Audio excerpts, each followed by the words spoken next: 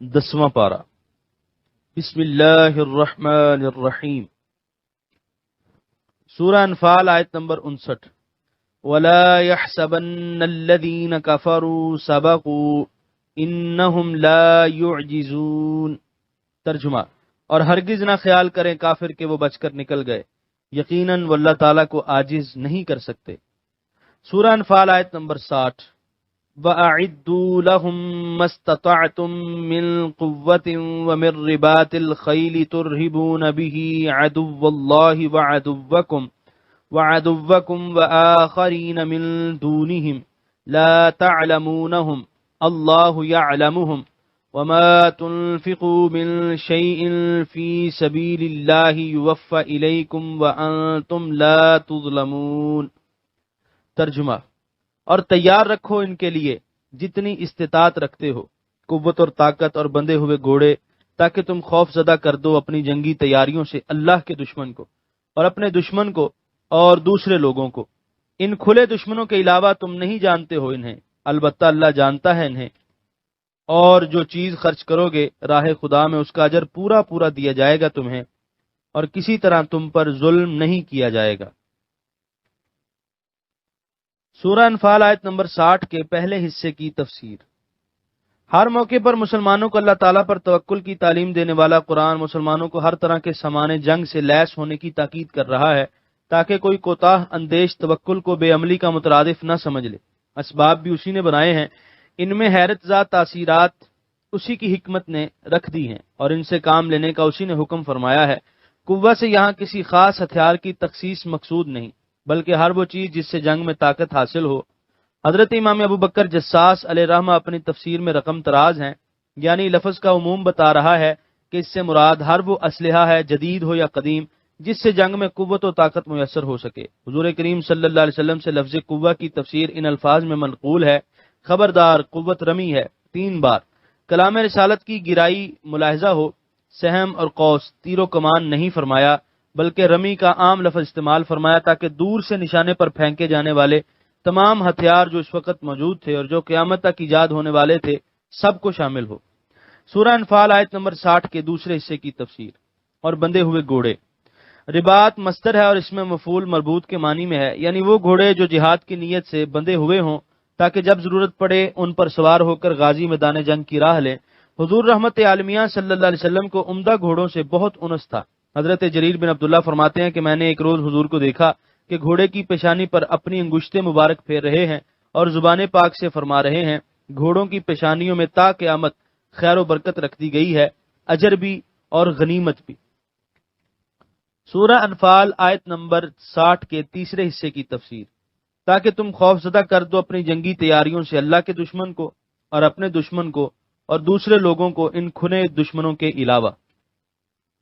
اسلام کے بعض دشمن تو وہ تھے جن کی دشمنی عیاں تھی اور مسلمانوں کے ان کا علم تھا، لیکن ان کے علاوہ اور بھی کئی بدباطن تھے جو مسلمانوں کی نگاہوں سے پنہاں سہی، لیکن اللہ عز و جل کے علم سے تو پوشیدہ نہ تھے۔ یہ کون لوگ ہیں؟ بعض نے روم اور ایران کا نام لیا ہے، بعض نے یہود اور منافقین کا، لیکن اس تعیین کی کیا ضرورت؟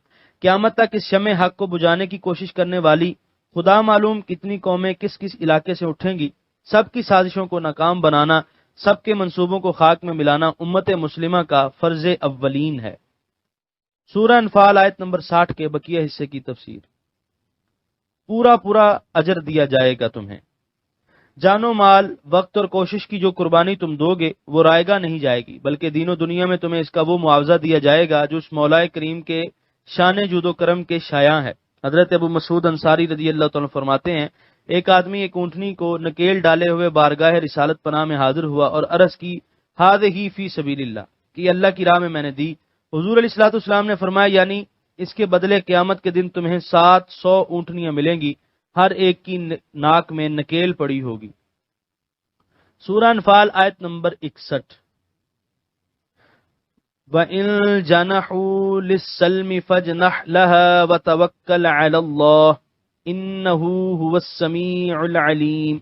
ترجمہ: اور اگر کفار مائل ہوں صلح کی طرف تو آپ بھی مائل ہو جائیے اس کی طرف، اور بھروسہ کیجیے اللہ تعالیٰ پر، بے شک وہی سب کچھ سننے والا جاننے والا ہے۔ سورہ انفال آیت نمبر 61 کی تفسیر۔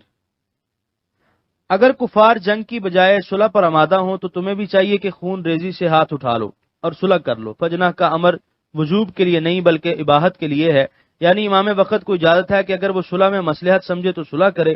لفظ سلم مذکر اور مؤنث دونوں طرح مستعمل ہوتا ہے، اسی لیے لہا ضمیر مؤنث اس کی طرف راجع ہے۔ سورہ انفال آیت نمبر 62۔ وَإِن يُرِيدُوا أَن يَخْدَعُوكَ فَإِنَّ حَسْبَكَ اللَّهُ هُوَ الَّذِي أَيَّدَكَ بِنَصْرِهِ وَبِالْمُؤْمِنِينَ۔ ترجمہ، اور اگر وہ ارادہ کریں کہ آپ کو دھوکہ دیں تو آپ فکر مند کیوں ہوں، بے شک کافی ہے آپ کو اللہ تعالیٰ، وہی ہے جس نے آپ کی تائید کی اپنی نصرت اور مومنوں کی جماعت سے۔ سورہ انفال آیت نمبر 62 کی تفسیر۔ اگر وہ بظاہر صلح پر آمادہ ہوں اور اندر ہی اندر تمہیں ذکر پہنچانے کی تیاریاں کر رہے ہوں، تب بھی تم صلح کے لیے بڑھنے والے ہاتھ کو جھٹک نہ دو بلکہ اسے گرم جوشی سے تھام لو۔ اللہ تعالیٰ جس نے پہلے بھی ہر مشکل میں تمہاری اعانت کی ہے، وہ اب بھی قادر ہے کہ تمہارے دشمنوں کے منصوبوں کو خاک میں ملا دے اور تمہیں کامیاب کر دے۔ ان دو آیتوں پر غور فرمائیے، آپ کو پتہ چل جائے گا کہ اسلام صلح اور امن اور سلامتی کا دین ہے، اور وہ اپنے ماننے والوں کو فقط اس وقت جنگ کی اجازت دیتا ہے جب اس کے بغیر کوئی چارہ کار نہ ہو، اور یہ اندیشہ ہو کہ اگر اب جنگ سے گریز کیا گیا تو باطل کا بے رحم ہاتھ حق کے شجر ثمر بار کو جڑ سے اکھیڑ کر پھینک دے گا۔ ان حالات میں جہاد سے فرار صلح پسندی کی علامت نہیں بلکہ بزدلی اور نامردی ہے، جسے اسلام اپنے فرزندوں کے لیے ہرگز گوارا نہیں کرتا۔ سورہ انفال آیت نمبر 63۔ وَأَلَّفَ بَيْنَ قُلُوبِهِمْ لَوْ أَنفَقْتَ مَا فِي الْأَرْضِ جَمِيعًا مَا أَلَّفْتَ بَيْنَ قُلُوبِهِمْ وَلَكِنَّ اللَّهَ أَلَّفَ بَيْنَهُمْ إِنَّهُ عَزِيزٌ حَكِيمٌ۔ ترجمہ، اور اسی نے الفت پیدا کر دی ان کے دلوں میں، اگر آپ خرچ کرتے جو کچھ زمین میں ہے سب کا سب تو نہ الفت پیدا کر سکتے ان کے دلوں میں، لیکن اللہ تعالیٰ نے الفت پیدا کر دی ان کے درمیان، بلا شبہ وہ زبردست ہے، حکمت والا ہے۔ سورہ انفال آیت نمبر 63 کے پہلے حصے کی تفسیر۔ عرب کے سارے جزیرے میں ہر طرف نفرت اور عداوت کی آگ بھڑک رہی تھی، مزاج اتنے آوارہ اور جذبات اتنے مشتعل تھے کہ ذرا ذرا سی بات پر لڑائی ٹھن جاتی اور صدیوں قتل و غارت کا بازار گرم رہتا۔ خصوصاً اوس و خزرج کی دشمنی نے تو اتنی شدت اختیار کر لی تھی کہ ان کی مصالحت کا امکان تک نہ تھا۔ حضور علیہ الصلوۃ والسلام کی مدینے میں آمد سے 2 سال پہلے ان کے درمیان خون ریز مارکا ہوا تھا، دونوں فریق ایک دوسرے کو بالکل نیست و نبود کرنے کا عزم کر کے میدان میں نکلے تھے۔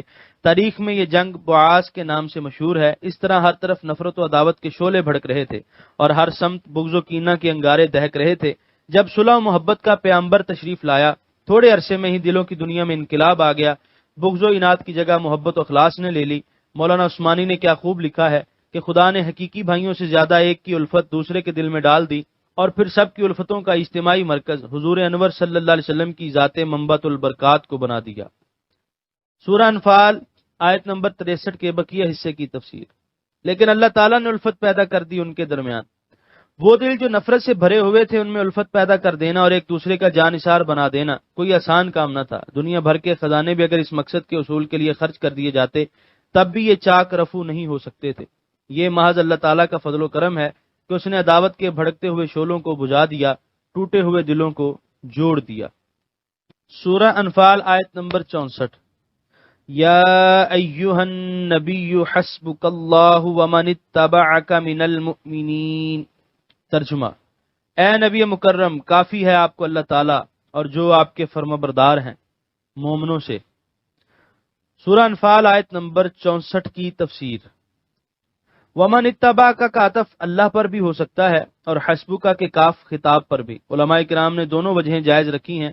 تفسیر قرطبی کے محشی نے ایک تیسری وجہ بھی لکھی ہے، جسے احسن الوجوہ کہا ہے کہ یہاں کلام میں اضمار ہے اور تقدیر کلام یوں ہے کہ معنی کے لحاظ سے اس میں اور پہلی وجہ میں کوئی فرق نہیں، یعنی اے حبیب آپ کی نصرت و اعانت کے لیے اللہ اور آپ کے مومن غلام کافی ہیں، آپ کو کسی غیر کے سہارے کی قطعاً ضرورت نہیں۔ یہاں پر 10ویں پارے کا 4تھا رکوع مکمل ہوا۔